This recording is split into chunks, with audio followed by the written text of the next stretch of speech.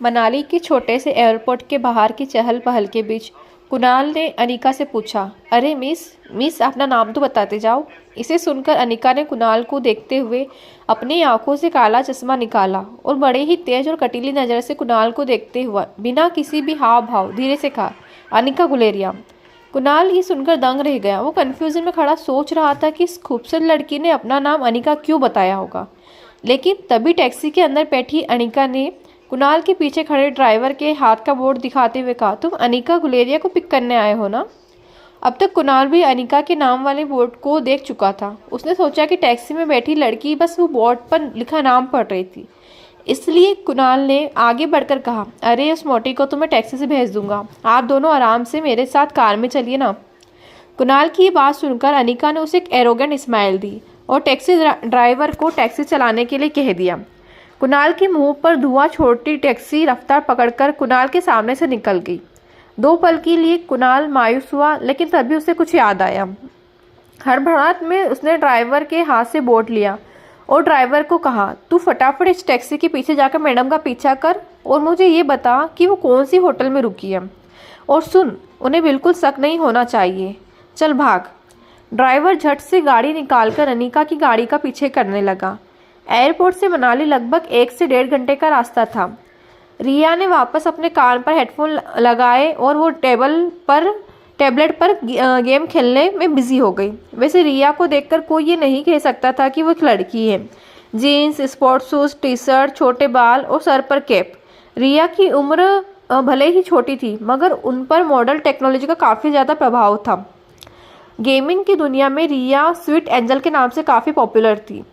रिया को गेम खेलते हुए देख अनिका सोच रही थी कि पता नहीं रिया को मनाली लाकर उसने सही काम किया था या गलत। मोबाइल की रिंग से अनिका अपने ख्यालों से बाहर आई तो उसने देखा कि उसके पापा गौतम बार बार अनिका के फ़ोन पर कॉल किए जा रहे थे। अनिका ने बिना फ़ोन उठाए अपने मोबाइल को साइलेंट मोड पर किया और आंखें बंद करके बैठी रही, मानो जैसे वो आने वाले तूफान के लिए खुद को मन ही मन तैयार कर रही हो। अगले 1 घंटे में अनिका की टैक्सी मनाली की सबसे बड़ी 5 स्टार होटल पैराडाइज इंटरनेशनल में दाखिल हुई, लेकिन उसका पीछा कर रहे राजू को होटल के मेन गेट पर ही रोक दिया गया। होटल का बेल बॉय अनिका का इंतजार पहले से कर रहा था। अनिका के आते ही बेल बॉय उसका सामान लेकर उसे लिफ्ट की ओर ले गया। होटल का प्रीमियम फर्नीचर, आकर्षित एम्बियंस और वेलकमिंग स्टाफ को देखकर समझ में आ रहा था कि क्यों देश विदेश से आए टूरिस्ट मनाली की शानदार होटल में रुकना पसंद करते थे। बेल बॉय ने अनिका को लिफ्ट की तरफ ले जाते हुए बोला कि उसका बुकिंग प्रेसिडेंशियल स्वीट में है, जो होटल के टॉप फ्लोर पर है। लिफ्ट में दाखिल होते ही बेल बॉय ने 24वें फ्लोर का बटन दबाकर अनिका से कहा, मैडम, इस टॉप फ्लोर पर सिर्फ 2 ही अपार्टमेंट्स है, एक आपका और दूसरा हमारे होटल के मालिक मिस्टर रोहित मारवा का। वो अपने बेटे और छोटे भाई के साथ यहीं रहते हैं। कुछ ही पल में लिफ्ट 24वें माले पर पहुंच गई थी। लिफ्ट का दरवाजे खुलते ही अनिका ने देखा कि यह फ्लोर होटल के बाकी फ्लोर से ज़्यादा सुकून वाला था। इतना सुकून जितना अनिका ने शायद अपने घर में भी महसूस ना किया हो। अनिका के रूम में पास जाकर बेलबॉय ने कार्ड से दरवाज़ा अनलॉक किया। वो कार्ड अनिका के हाथ में देकर और सामान वहीं छोड़कर चला गया। रिया अभी भी गेम खेलने में बिजी थी। अनिका रिया को रूम में लेकर अंदर गई और उसने रूम का दरवाज़ा बंद किया। प्रेसिडेंशियल स्वीट एक काफ़ी लग्जरी अपार्टमेंट था। मॉडल और कंफर्टेबल बेडरूम, एक शानदार लिविंग एरिया और बड़ी सी बालकनी जहाँ से पूरा मनाली का नज़ारा दिखाई दे रहा था। ये प्रेसिडेंशियल स्वीट हर कोई अफोर्ड नहीं कर सकता था, क्योंकि कमरे का दिन का किराया 25,000 था। मगर world famous neuro surgeon doctor Amrita उर्फ अनिका को इससे क्या फ़र्क पड़ने वाला था। थोड़ी देर नई जगह का आनंद उठाने के बाद रिया थककर बिस्तर पर सो गई। अनिका प्यार से उसे चादर उड़ा रही थी, तभी उसका फ़ोन वाइब्रेट हुआ। अनिका ने देखा कि उसके पापा गौतम का फ़ोन आ रहा था। अनिका की आवाज़ से कहीं रिया जग न जाए, इसलिए हड़बड़ाहट में अनिका बेडरूम में बाहर आकर बेडरूम का दरवाज़ा बंद करके फ़ोन उठाई। जैसे ही अनिका ने फ़ोन उठाया, गौतम ने गुस्से से तिल मिलाकर कहा, Anika, what kind of behaviour. Kunal 2 घंटे तक एयरपोर्ट पर तुम्हारा इंतज़ार कर रहा था, तुम इसके साथ आई क्यों नहीं? कहाँ हो तुम? इस पर बड़े ही शांत अंदाज से अनिका ने अपने पापा से कहा, बस आ रही हूँ मैं। ये कहते ही अनिका ने फ़ोन काट दिया। ना जाने क्यों, लेकिन अनिका काफ़ी डिस्टर्ब हो गई थी। गौतम ने बचपन से लेकर आज तक अनिका के साथ चाहे जैसा भी व्यवहार किया हो, आखिर वो थे तो अनिका के पापा ही, जिनसे अनिका 6 साल बाद मिलने वाली थी। अनिका ने कुछ सोचकर होटल रूम को बाहर से लॉक किया और वो होटल की लॉबी से लिफ्ट के पास आकर लिफ्ट के आने का इंतज़ार करने लगी। तभी अनिका के फ़ोन पर उसके असिस्टेंट राजलक्ष्मी का फ़ोन आया। अनिका ने फ़ोन पिक किया तो राजलक्ष्मी ने अनिका का हाल पूछते हुए कहा, मैडम आशा करती हूँ आपकी फ़्लाइट सेफ़ और कंफर्टेबल थी और आपकी नींद भी पूरी हुई होगी। याद है ना?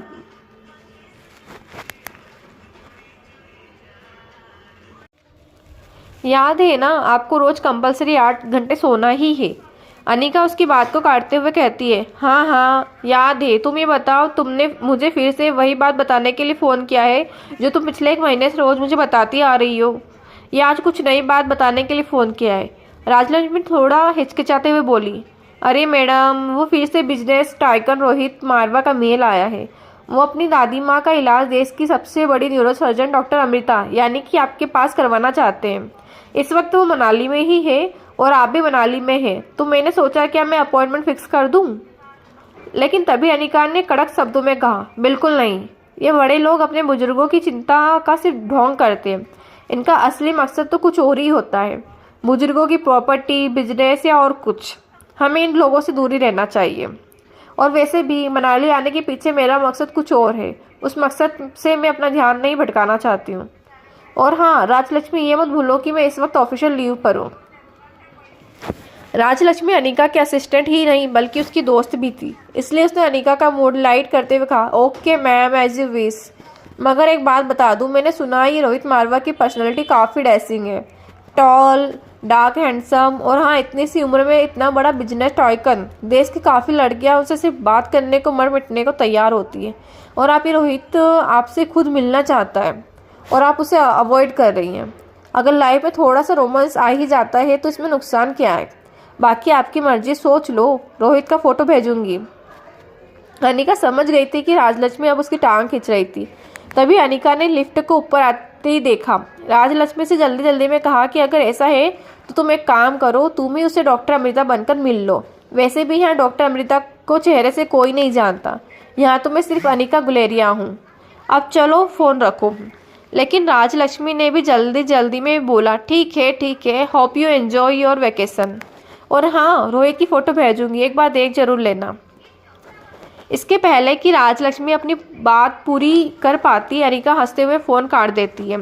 लेकिन इसके पहले कि अनिका की लिफ्ट के अंदर जा पाती, लिफ्ट वापस बंद होकर नीचे चली जाती है। तभी अनिका को लगा जैसे मानो उसके पीछे कोई खड़ा हो। अनिका ने जैसे ही पीछे मुड़कर देखा तो वो हैरान हो गई। पीछे रिया खड़ी थी। उसका चेहरा कुछ उखड़ा हुआ था और वो बस अनिका को एकटक देखे जा रही थी। अनिका को लगा कि रिया नींद से अचानक उड़ गई होगी और जब उसने अनिका को पास नहीं देखा होगा इसलिए ऐसे खड़ी होगी। इसलिए अनिका ने नीचे झुककर प्यार से रिया के दोनों गालों पर किस किया और बोली, मम्मा जल्दी वापस आ जाएगी और आते वक्त तुम्हारी फेवरेट चॉकलेट आइसक्रीम लेकर आएगी, ठीक है? चलो अब जाओ कमरे में और आराम करो, या तो अपना फेवरेट वीडियो गेम खेलो। तभी वापस लिफ्ट आ चुकी थी। लिफ्ट का दरवाज़ा खुला और अनिका लिफ्ट के अंदर चली गई। अंदर जाकर अनिका ने रिया से फिर एक बार कहा, सीधे रूम में चले जाना, हाँ? Mamma will miss you and mamma love you. Lift का दरवाज़ा बंद हो गया और लिफ्ट नीचे जाने लगी।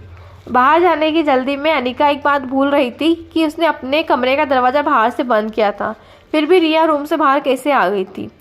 अनिका की लिफ्ट के नीचे जाते ही अनिका के रूम के सामने वाले रूम का दरवाज़ा खुला और उसमें से एक 26 से 27 साल का हैंडसम आदमी बाहर आया।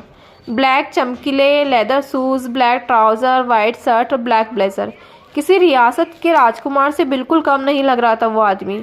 और लगे भी क्यों नहीं, क्योंकि ये आदमी द मारवा इंडस्ट्री का CEO रोहित मारवा था। रोहित मारवा अपने कमरे से निकला और लिफ्ट के पास खड़े बच्चे की तरफ बढ़ते हुए और उस बच्चे को डांटते हुए रोहित ने कहा, बेटा कितनी बार कहा है तुम्हें कि ऐसे ही बिना बताए कमरे से बाहर मत निकला करो। तुम मेरी बात सुनते क्यों नहीं? आर्यन, जिस लड़की को रिया समझकर अभी कुछ ही पल पहले अनिका ने बात की थी, उसी बच्चे को रोहित किसी दूसरे नाम से पुकार रहा था। लेकिन सच बात वो यही थी कि वो बच्चा रिया नहीं बल्कि आर्यन था। दरअसल अनिका जिस बच्चे को रिया समझकर उससे बात कर रही थी, वो बच्चा मशहूर बिजनेस टाइकून रोहित मारवा का इकलौता बेटा आर्यन मारवा था। मारवा इंडस्ट्री का इकलौता वारिस आर्यन। और इन सब में सबसे मज़ेदार बात यह थी कि रोहित का बेटा आर्यन और अनिका की बेटी रिया दोनों की शक्ल एक दूसरे से मिलती जुलती थी, यानी कि रिया और आर्यन हम शक्ल थे।